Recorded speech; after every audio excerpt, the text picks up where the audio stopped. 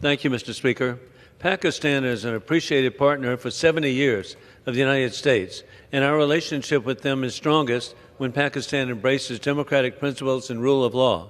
Sadly, Pakistan's military has undermined democracy by jailing former Prime Minister Imran Khan.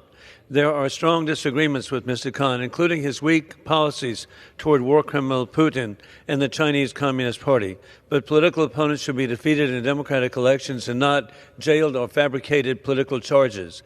President Donald Trump survived corrupt judicial system and has been persecuting him, and he knows the danger of persecution. Pakistan should release Imran Khan, restoring democracy. Free Imran Khan. In conclusion, God bless our troops as the global war on terrorism continues. Open borders for dictators puts all Americans at risk of more 9/11 attacks, as warned by the FBI. Trump is reinstituting existing laws to protect American families with peace through strength.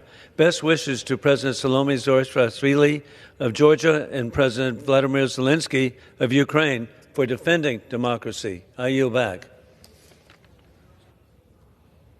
For what purpose does the gentlewoman